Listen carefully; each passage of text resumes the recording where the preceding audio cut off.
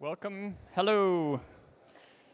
Coffee break time on the stage is always exciting because everybody is gathered here for the one talk during the coffee time. I'm glad that you're here. My name is Stephen Coles, and I'm sharing the facilitating duties with Indra Kupferschmidt downstairs throughout the conference. I run a website called Typographica and one called Fonts in Use. And I'm happy to be with you for the conference. We have today an illustrator, but an illustrator who works also with letters. She comes to us from Barcelona, and it's her first time here at TYPO, so give her a warm welcome. This is Birgit Palma.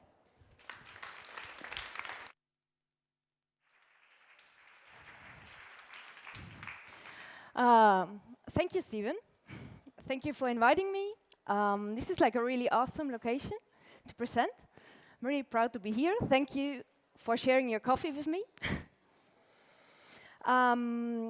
Let's talk a little bit about first, like who I am and why I'm here, because maybe you don't know that. My name is Birgit. I'm an illustration and lettering artist, like currently based in Barcelona. As you can hear, I'm not Spanish. I rather sound a little bit Austrian with my English, I think. I was born and raised in Austria, in Tyrol. Like to show you where this is because it's very important. It's here. It's in the middle of the Alps. That's actually, I think, where Heidi is from. And that's also where people have the strongest accent. So kind of, you're lucky that I hold the presentation in English, because in German I have a terrible accent. That's where I come from. Couldn't find a better picture. As you can see, like it's pretty green here. Like there are a lot of childhood activities. Like there are mountains. You can go hiking. There's a lot of snow and a lot of fresh air. What you can also see, there's not that much to do next to it. So I soon discovered like my true calling. I was like totally attracted to my father's computer. And I was thrilled to start to work with it. So my first choice of career was a kind of a different one, also with the computer. But I started to play Counter-Strike. As practice makes perfect, I spent like nearly 5-6 hours daily in front of the computer to get better in Counter-Strike, which made me like a national like a player for the national female Counter-Strike team in Austria. Like you have to see that not that many girls were playing Counter-Strike at this time. Until I fell in love with another thing, like with a guy called Photoshop. That was when I was maybe like 15, 16. I discovered that I could like retouch the eyes of my cat. That's like very handy, actually. You can also retouch like people from the holiday pictures. If you're at some like beach and there are a lot of people, you can just like get rid of them. Nowadays, really useful for Instagram. Next, like I retouched the eyes, but I also found out that you could make it like much more shiny. The lens flare was just new. It was really nice. Additionally, like apparently I got enough into Photoshop that I applied to the University of Applied Arts, Science and Arts in Salzburg. It's called like, you could study MultiMediaArt there. That's what I did. 4 years long, and afterwards I went to do my internship at Wall 49 in New York. That's where my English comes from, more or less. And finally, I ended up, after my studies, applied for a job in Barcelona, and that's where I ended up, where I still live. I worked in a company called Basava. It's like a huge illustration, graphic design studio. In Warszawa, there were also working like 15 guys and me. It was a pretty nice experience. I still like to work with guys, actually. I had, like, while a Christmas party, I put this picture inside, like, while a Christmas party, we went to play paintball, which is like kind of a backlash to my earlier career as Counter-Strike player. Then 2 years ago, I thought it was enough, because I spent then nearly 8 years in 2 studios, and I thought it was enough, like I should advance a little bit. And I quit Warszawa to start my own studio, just to have like the experience and to see if it would work. I'm still happy like that. Like actually doing a lot of collaborations, but my studios in Barcelona, I think I'll keep it like the next couple of years like that. This is a quick overview about past projects I did, because I'm not really sure if you know what I do. As you can see, my body of work is like a mix out of illustration and lettering, illustrated type. Mainly, I like to make projects. I try to like put it together for you a little bit to understand it better. I like projects with those characteristics. I like systems. I was pretty good in math. Maybe it had a connection. Because it's like really easy to repeat the system if you once have it. I like diversity, like in styles. I'm not doing just one style as illustrator, I'm doing like a couple of styles. I like movement, colors, expression, and imagination, like all together. This is like kind of a playfulness in illustration. So you can see, like, I've been living in different cities, places with different cultures, with different people, a different energy. I think this makes part of what I do today, because this influences you as a person, but it also like puts a lot of diversity in the work I do. Because it's just an example, like in New York, there's a lot of energy, you work a lot, you can make a career. While working 10 hours, you get better really fast. Then you switch to Spain. It's like really slow. It's called like poco a poco, which means like you have a slow pace, you work. You're like, it's rather creative because like you have a lot of time to be creative. And it's colorful, it's nice. I really like Spain. Then I also, like, as I said before, I'm doing a diverse range of styles. I like to learn new ones. It's just like to know a couple of... This is, for example, a project I did. It's a video mapping for a building in Dubai. This is another one. It's like I'm participating every year in a project called like 36 Days of Type, where you can like design a letter every day from A to Z. Also, like lately, I got a lot into isometric illustration, which kind of appeals to me because it's really straight.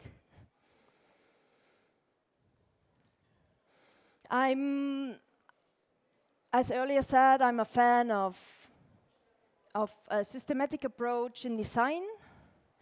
I like to find out how things work and like the base of it, and then to reproduce it on different objects. Next project is a reference of it. I'm a huge fan of Shigeo Fukuda. He plays a lot with impossibility. I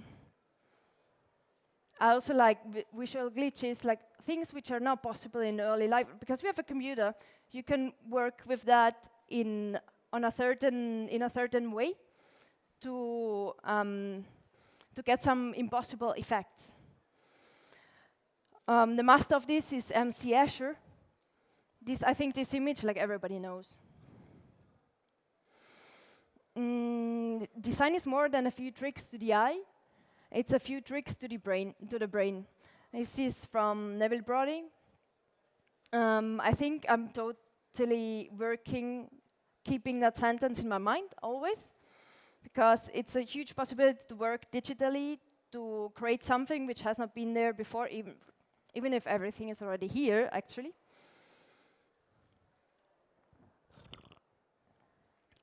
Let's take a look at this. This is like the impossible triangle.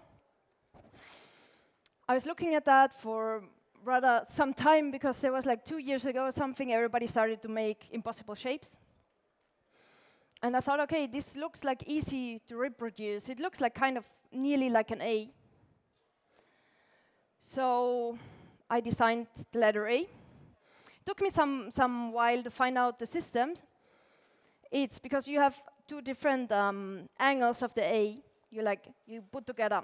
There's like one view from above, one view from straight down, and then you put it together.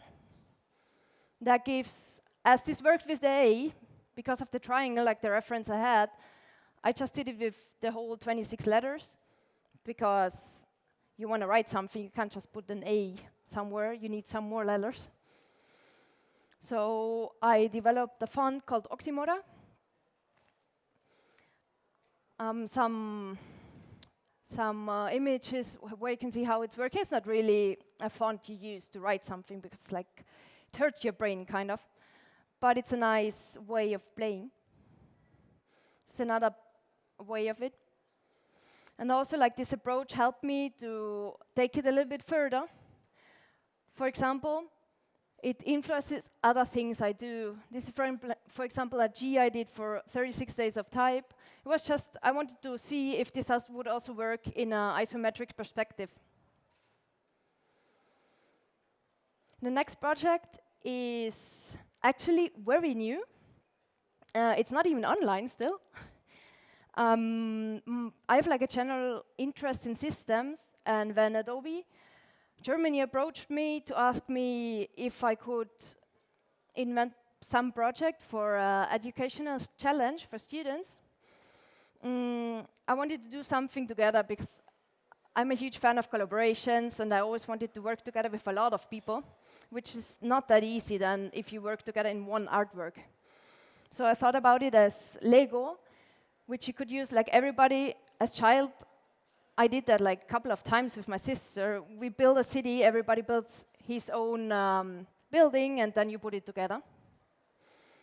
So I went further with this idea and developed a city, which is like, this is like a part of a Bern, the city and the streets, which you could like make bigger. This is like the pure structure, because I won't fill the city. The city students, like the task is for students to fill the city with buildings. To show them a little bit how this could work, I created some buildings. And also what you need to fill a city, like at least for the posters, you need some typical parts you have in a city, like trees and cars. And I also, then because it's a creative city, I thought, okay, I could include on isometric base, I could include the tool bar from Photoshop and Illustrator, some of the elements. Actually, what students get out of this is this. They get like not that many elements, and they have to build, everybody has to build his own building. Then you send it in, and I built the city. I kept like some slots for students. And the whole city looks like that. That's actually the beginning of the city. I made a part of the visible part of the city, so you can imagine how it should look like. There's color coding. There's not that, like, I limited the creative part of the city, so because I think sometimes it's good to limit it so that you get more creative. That's like, it's a huge slide. You start, there's the city, and then there's a lot of space, which has to be filled, hopefully. The next project is for Yorokobo. It's a Spanish magazine. They asked me to design their numbers. and I just like got 30. 30 is a pretty important age. So I was, because everybody makes a hype around it, so I was thinking like, oh, you get 30, then you get 40, 50, and then you get 99, and then you kill yourself. Kind of, you're dying slowly, actually, that's what it is. And I was, okay, maybe I should make some system which is like showing age as stairs. Like you always just go up, you can't go back. That was like the initial idea of it. Even though I'm an illustrator, I'm not very good in sketching by hand. Can do like sketches so everybody understands what I want to tell. But then in the end, I always switch to my Cintiq, where I can like erase parts which I don't want to have. So I started to think about the system, like how would this work digitally, like how can I do it? So because the stairs, it's pretty hard, because everything has a perspective. How can I make the stairs that they are like equally long? It took me some time, but then I started to get, like I was parting the number straight and then put it into perspective, and then I made the number. So that's the final piece. This was like in the Yorokobo editorial some time ago. What is also like really important for me is movement. I got a feature some time ago in Motionographer, which I didn't even recognize that movement was something which was important in my works. But some animator recognized it and told me, like, okay, like all your illustrations have some movement. They include, it looks like it's a still from a video. And I think like typography or photography is often like very rigid. I like things which are, because the whole universe is actually like in movement all the time. I also like that this comes around in my illustrations. Also, I'm a huge fan of Son Goku. And I'm trying to include him sometimes, not him, but like, you know, this Kamehameha. That's like the animation is very well made. And like how energy transforms is very well made in there. So sometimes my references also go into like animations and animes. For example, this is an age I made. I like to reduce actually illustrations to a graphic symbol, a shape, and then to fill it up again. There's also like a play of impossibility, and also like the cube looks like a Rubik's Cube, which is like in motion. There's also, this was a work for SEAT. They asked like several artists to design a letter. I got the E, and the title was Start Moving. So I had to design an E, like kind of with the subject Start Moving. So I thought, okay, what is if the E itself would be moving? Like how would it look like? And that was kind of my approach. Also, some time ago, I teamed up with Paul Leichtfried and some animators called Unter freiem Himmel. And we made an illustration for the Erste Group. They have a pretty big LED wall outside of their office buildings, and people from 9 nations are working there. And they wanted to say like hi to everybody in its own language.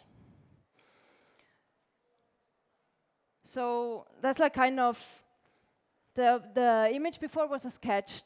Like the colors are much nicer on my computer actually.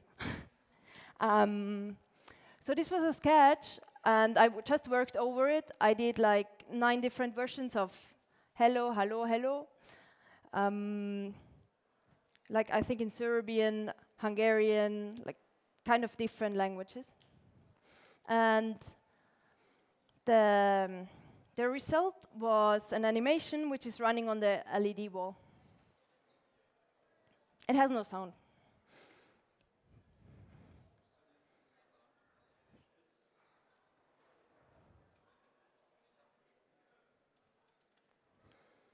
Kind of object was to like get really simple illustrations of every country, like buildings which are good, well known, and, for example, food into the illustrations.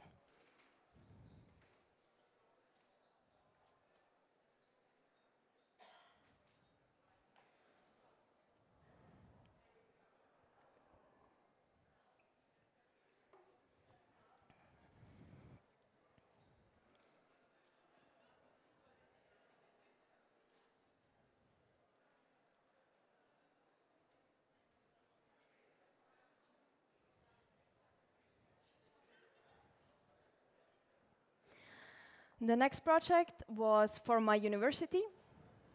Half a year ago, we had our 20-year anniversary. So it was more about people meet up, because like after university, everybody's going to another country and you don't meet each other. Like maybe you meet 2, 3 people, like the ones who come to visit, but they are never that much. So the goal was to design their identity. And I thought like people meeting up is kind of an intersection. I thought about it kind of in a mathematical term. It's like A is meeting B and you exchange your information, what you have done the last years. So that was kind of, it's a really creepy sketch. That was, the university is called MMA, MultiMediaArt, and it's the 20-year anniversary. So I thought, okay, I could use those intersections to play with them and to produce like an interesting graphic. So I also used like the geometry of the letters as a visual base to illustrate on, because it was also kind of, you should show your face, like you see people from face to face, you talk about it. And that was the result of it. It worked pretty well. They also did, it was kind of like a mini festival. We were meeting up and everybody was like telling what he did in the past 10, 12, 15 years. These were some applications.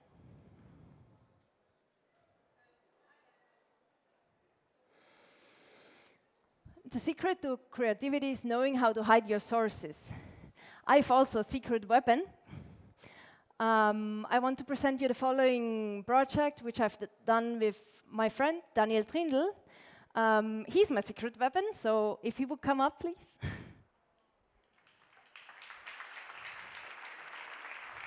Hello. Hi, everyone. My name is Daniel Trindl. I'm also an illustrator and designer based in Vienna. And Birgit and I, we wanted to collaborate for a long time, so this is actually a very cool project for us together. Here you can see a mood board of Birgit and my work together. We have some different styles, but as you can see, we can arrange it to make it for one piece. And Birgit is living in a different city than I do, so I'm in Vienna based right now, and she's in Barcelona. And we always wanted to collaborate, and both of us are very into systems, and I also like systems very much. So we thought for the next project, it's for the workshops for Adobe. We call it Adobe Make It, and they are tomorrow upstairs. If you're interested, you're very welcome. So we thought it would be very good to create a modular type system. And these are some early sketches and some early thoughts we were studying. And we thought it's good to start with basic shapes like geometric shapes. And we really like the idea to everyone can create their own shapes. But it's a collaboration, and the end result should be one piece. So we really like the idea. Everyone is creating our own piece, and at the end, we have one big result together, like the ice cream we're doing here. There's a quick example. Like, this is how it works, actually. Every font is created out of different geometrical shapes. So you can, it's like kind of harsh division, but you can divide it. Then those like are the general pieces which stay. So the whole font is made of a certain like amount of pieces. then I would give one piece to Daniel. And I tell draw him, the... Yeah, it's like, okay, do the half pipe. I draw the half pipe. And then this half pipe goes back into the type with his style. Yeah. So like this, you can do it not just with one person. So we can do it in a whole group and create one piece together. So the goal of our workshop is to create one alphabet together, but nobody can make one single letter. So everyone is just making one piece, and that's the exciting thing because you can't control it. Here's some early sketches. We were testing different styles, different shapes, different thickness, and we weren't sure at the beginning. But it turned out very well that we really like a style like that. It's very bold and it's colorful. It's like Birgit and I like to work, and it's also filled with patterns and textures. So we stick to that style and carried on to build a whole alphabet created out of geometric shapes. And you can see in the background there's a grid, and every single letter is based on the same grid system. And this is actually we see those kind of bits like an artboard. So we really like to draw inside of those shapes.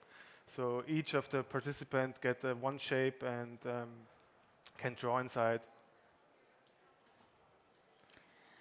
We call this kind of collaboration artist ping pong. It's because it was like a constant forth and back between us two. Yeah. We use the Adobe Creative Cloud library for that because it's pretty good to use because you put all the shapes we showed you before are in one library. So everything is cloud-based, so you work online, live, so that's very... Yeah, you work on one file. So even if we weren't in different cities, we worked on the same alphabet, and I could see the updates. If Danny was like working on one of my pieces, I was like, hey, don't do that. But you have to be careful because Birgit is always deleting my shapes, and I was trying to work it out, and then it was gone. But actually, it's really fun. So here you can see like how we work. So we work via Skype to talk and see each other, but also like the illustrator file in the back is live. So we got very crazy on it actually. This was the first test. So Birgit got really crazy and scribbling in each shape. I was just trying it out, but I thought, okay, to try it out fast, that's like the best way. You can see it works. This is actually a system like like it works. So here you can see like we created a special typeface, a special style for Berlin as well. And this is step by step how we created it. So it's always moving. You work on the different shapes, and you see how it's changing all the time. In the beginning, sometimes you don't know. You have to get a right feeling for the style you want to go. And so, because like the first few screenshots were mostly trying out, because if you're working together, maybe your partner is thinking like totally different. So this is actually the final alphabet we created for Berlin. It's based on a street style. We really like the textures, and also like it's a little bit urban, and we thought it would be nice to make this alphabet for the TYPO Berlin. We also, this is kind of a road trip with the workshop. We also had one before in Vienna. So based on the same alphabet, we created like a signature piece. I think we now created maybe 4 alphabets until now. Tomorrow we'll create the next one. So in the workshop, we tried to create a full alphabet in like 1.5 or 2 hours. It's a little bit of time pressure, but it's nice. Like I think under pressure you get nicer results. Even. Yeah. So the next one is from Munich for the Forward Festival. We're going next month, and also a Forward Festival in Zurich. And the one for Berlin. The one for Berlin. So you're very welcome. Yeah, you're welcome, like to join us at the workshop. We're nice people. We won't eat you. You have to bring your laptop because otherwise you can't work with us. Like the workshop is based on a first come first serve base, which means there's space for 24 people, and we'll have tomorrow and the day after tomorrow to work on 2 different alphabets. So feel free to come by. It would be really nice. Thank you. Thank you very much. Perfect.